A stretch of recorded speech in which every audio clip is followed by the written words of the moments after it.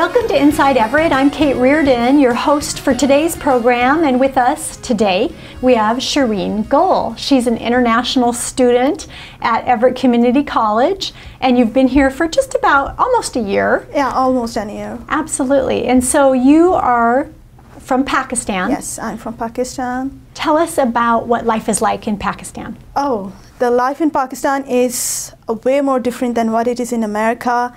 And especially being a female and then living with brothers and a dad who is extra possessive and who's always caring and making sure that I don't leave house alone because he's too worried about me, my security and all that stuff. So when I was in Pakistan, all I had to do is to just tell my brothers or my dad, I want this, I want that, or I want this work to be get done, and they would do it.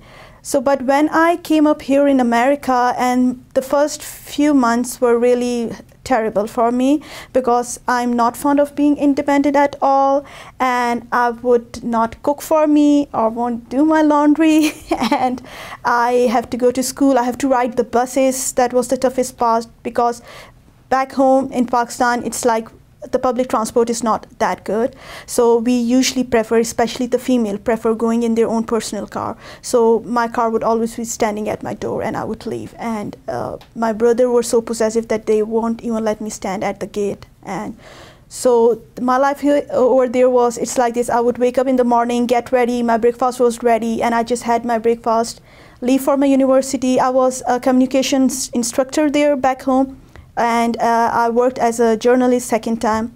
So I would come back from my university, have my food, and sleep for a while, then go to my office, or I would prefer working at home, editing stories or writing stories. I'm not good at writing stories that much, but like I do help in giving some ideas and then working on that. And then I would come back home around before start getting dark, because it's my dad don't want me to be out when it is dark or walk on the street. And then I would sleep and wake up and do the same thing. But here, I think that after I come to America, I have really grown up and I have become a mature person. That's what my project coordinator told me, that we have seen you progressing from one place to the place where we want every student to be. Because I was like, first, when I came up here, it was really hard for me to get in this environment that was too open for me. And then I had to do all the stuff myself, and buying grocery, doing laundry, studying, cooking, cleaning, and then being away from your family, because I am my daddy's girl, always with him, and it was first time I was away from him, so it was really hard for me. So Pakistan, tell us about Pakistan. Most of us in America only know what we see on the news or Yes. read in the newspapers, but what is it like? What's the countryside like? What does it look like and feel like? Like that's what I was just thinking, that usually the television shows that we see or the news that we get to hear, they play a major role in giving you a negative impact about something. Either it's being about America or either it's being about Pakistan. And because like when I was in Pakistan, I had a total different perception about America. But like when I came up here, so it's different. So Pakistan is basically, it's a beautiful country, and we enjoyed the 4 seasons there. And yes, we do. Over there, people don't have a lot about, like, the females don't have that much right that they should have, but still we do have good right. And we were the first country who had the female prime minister, Benazir Bhutto.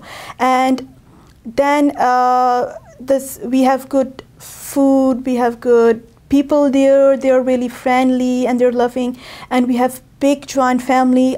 I personally belong to a joint family, and my brother and sister are married, but still we live together, and we are not individualistic there at all.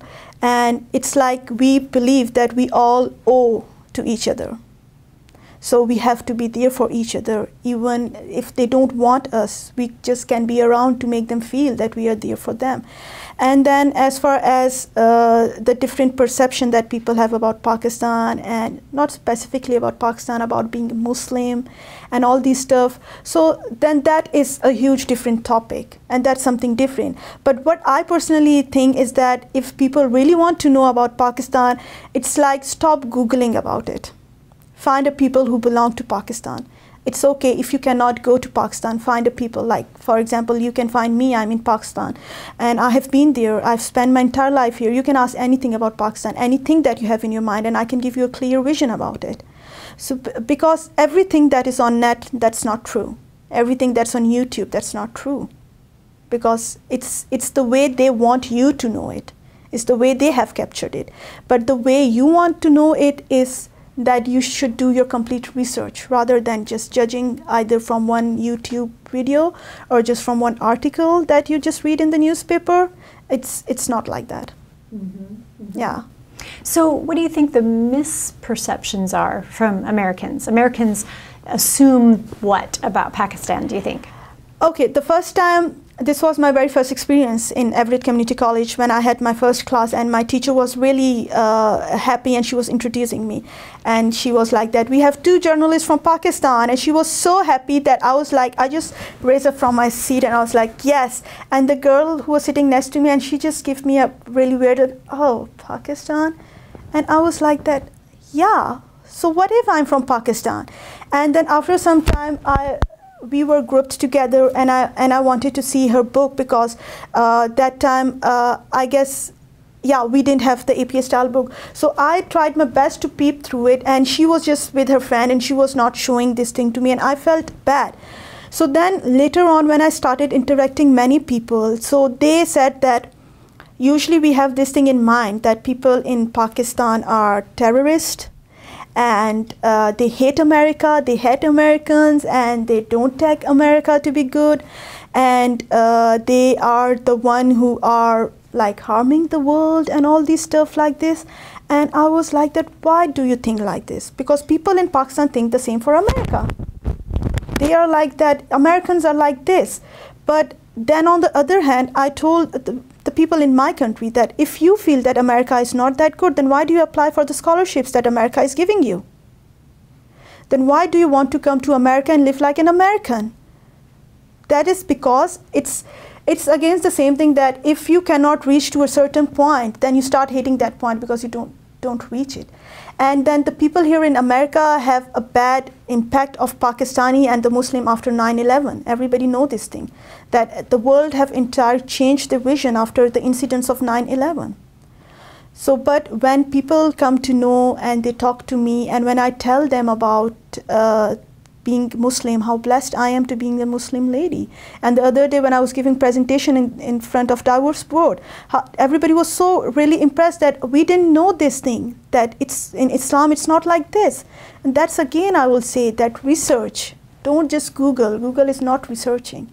You need to go and meet live people who can speak to you yourself and tell you the truth, that is, that no, we Pakistanis are not terrorists, and we are not the one who hate Americans, or we are not the one who want to harm the country, because our country was made on the name of peace. When Pakistan got separated from India, that was the very first time that they separated their country on the name of the religion, and that is because they wanted to have peace for their followers. So then why would we people want to go and harm somebody else? If you were at home right now, would you be wearing the clothes that you're wearing, or what would be your typical attire? Oh, yeah. That is again, like as I always say, and my dad always tell me that, do as women do. So back home in my country, yes, people do wear. There are many girls who do wear the attire that I'm wearing at the moment. But the place, again, I told you, Balochistan, where I belong, I cannot go out in this dress. Like, I'm fully covered. It's something different. But for that, I should have my scarf with me. Now that's something different, because over there if you don't wear scarf, everybody would be staring at you. It's the same way, like here if somebody is wearing hijab and scarf, everybody do turn around and look at them because they are odd one out. So if I'll do the same dressing back home, so it will be odd one out. And apart from that, like people who are from the high class family and royal family, so their female always dress up decently with their long shirts and trousers and with their scarf on their head, because that make them look elegant. So that's the way here, if I dress up in a suit, that will make me look elegant, and here people will not stare me if I will wear this kind of dress. So yeah, the dress do change. Great. So when we come back in just a few moments, we will be talking about your life here in Everett. For sure. Thank you for joining us. We'll be right back after this special message from Everett Community College. At Everett Community College, you can stay close and go far. For me, going far is believing in myself. Going far is going to class in my living room. Going far is earning my 4-year degree in Everett. Going far is caring for my community. At Everett Community College, you can stay close and go far. Welcome back to Inside Everett. I'm Kate Reardon, and our guest today is Shireen Gul. She's an international exchange student at Everett Community College. And you are just finishing up your time here. Oh yeah. And I know that you've had a great experience so far. I did. And we'll be very excited to hear more as you return home. Exactly. And of course experience home again. But what was your first day in Everett like? I'm just really curious to know what it was like coming from Pakistan, a long travel to get here, and then your first day in Everett. What was that like? It was like, I traveled for 4 days, and if I tell somebody, they would like that, are you sure you were coming by air? And I said, yes, I also thought the same thing. So the hardest part was that I could not get the flight from Quetta to Karachi, the place where I live, so I had to travel by road from Quetta to Karachi. Then from Karachi to Dubai, and then Dubai to DC, and then my flight got delayed, then Seattle, and then Everett. So when I reached here, I was like I was having this feeling that I'm in America, and I was like that, wow. It's like everybody really want to come here, and especially for the educational purpose, because the educational system is really good here. So I was like, I was just looking around, and I was like, what does make America so different?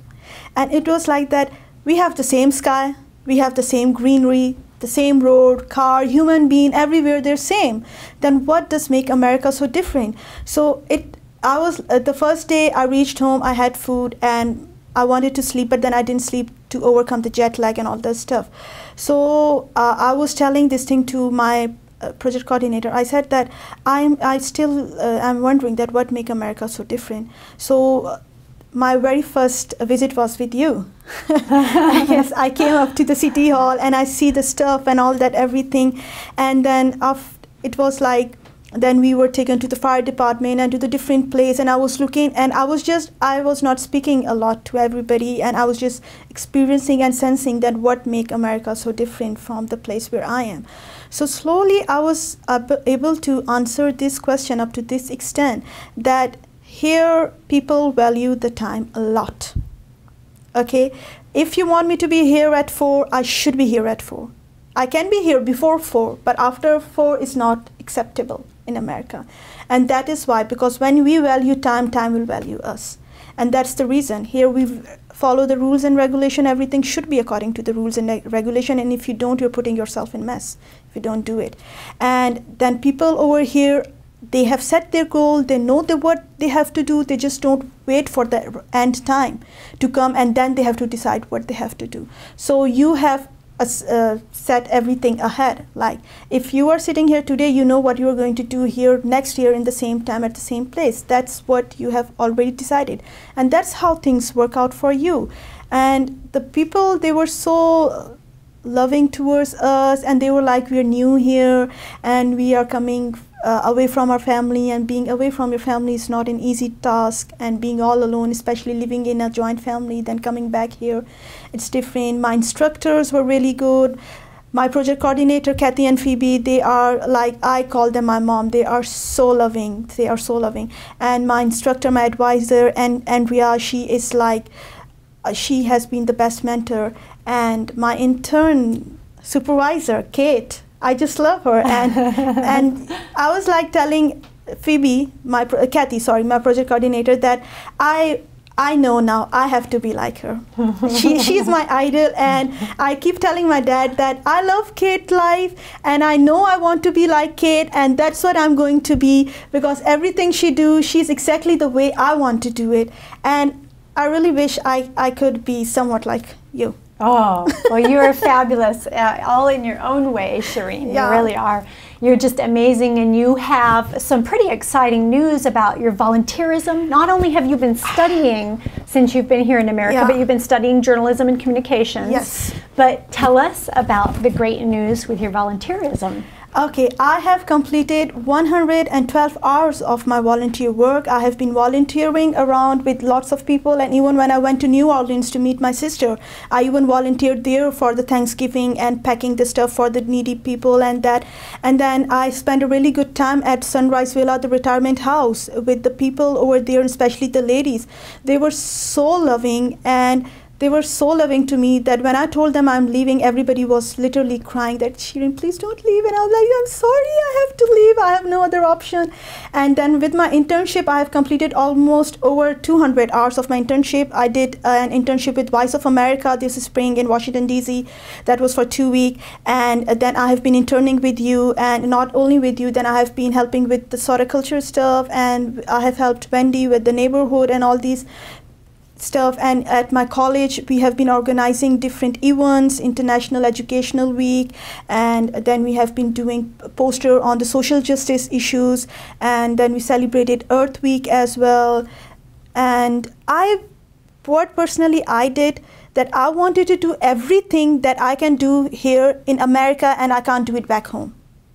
So I wanted to experience everything, being a complete life of living in America, how it is working for them, how it is seeing different people. I have worked with every age group, and with the kids, with the youngster, with the middle-aged, and with the old people over here as well. And then I have done my internship in like with non-profit and with profit organization as well, volunteer work I've been doing with wherever I could find something to volunteer. I would always say, like I did it with SIF as well, the Seattle International Film Festival. That was also fun. I get to see a lot of movie there, and really good movies were there as well about the social justice issue as well, and child slavery and all that stuff. So it was fun. It was fun being here in America, and it is a life-changing opportunity. And I really wish anybody who could get this scholarship or could get a chance to come to America to experience this life and to groom yourself in a good human being, either that is a professional way or in a personal way.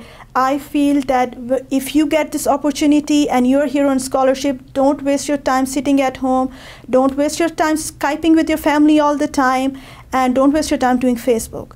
Go out, explore the world, because this is your time. And once when you will get back home, you're going to regret it for each and every minute that you missed here in America, not enjoying it.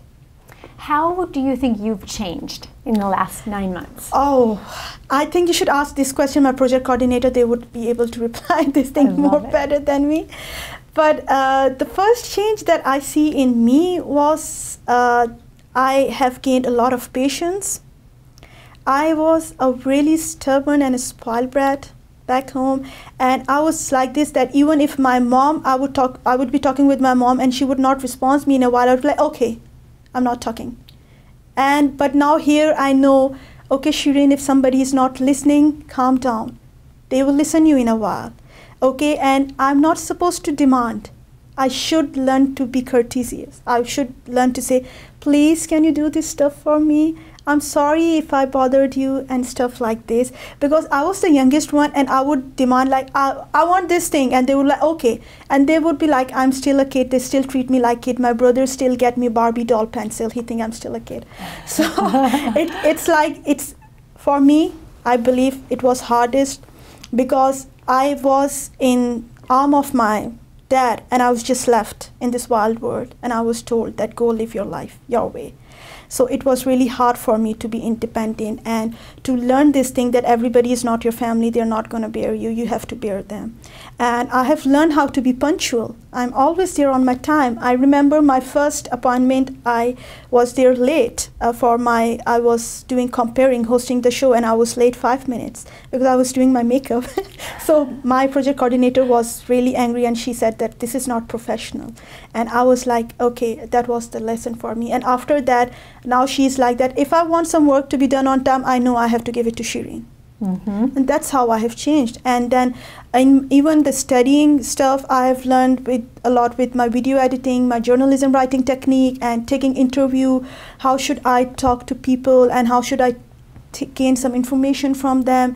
And I have learned to live my life all alone without being depending on somebody else. And I prefer doing all my work myself without asking or putting anybody else in trouble. I try to do my all stuff my way, the way I can. And I have learned how to ride a bus myself. And to ride the bus. That was really important, to be here for 9 months with no car. Riding the bus everywhere you wanted to go. Yeah. Absolutely. So 2 last quick questions. Yes. Your favorite American food? My favorite American food? Oh, I like cheese and macaronis. Macaroni and cheese. Absolutely. That fits right in with the American kids. Absolutely. I love cheese. I love cheese and chocolates. That's why I'm so fat. I love cheese and chocolate. And last question, what are you going to do when you get home? Okay, when I'll get back home, I'm going to relax for a complete 1 month. And because when I'll go back home, it's going to be Ramadan and then Eid. So I will be observing my Ramadan and then Eid. And then after that, what I have personally thought, that I work in a magazine, and over there I want to bring some changes and renovate it in a better way. And then I work with an ad agency as well. So I want to give some time on making flyers and stuff with them. And then my other goal is to complete my further studies in MS, either in social media or in communication skill. So let's see if it is in my luck to come back here. I would love to come back here and continue my study. If I couldn't, then I will stay at my home, stay in my country, and try to bring a difference and make it a better place. At one point, even if 1.1% I would love to do it. Great. Well, thank you, Shireen, for joining us. Thank you for calling me up here. And thank you for all of your volunteer work that you've done since you've been here. It's a pleasure. And just keep us posted on what you end up doing. Oh, yeah, sure. I would love to do that. Thank you. Good. Thank you. And thank you for joining us for Inside Everett. We'll see you again real soon.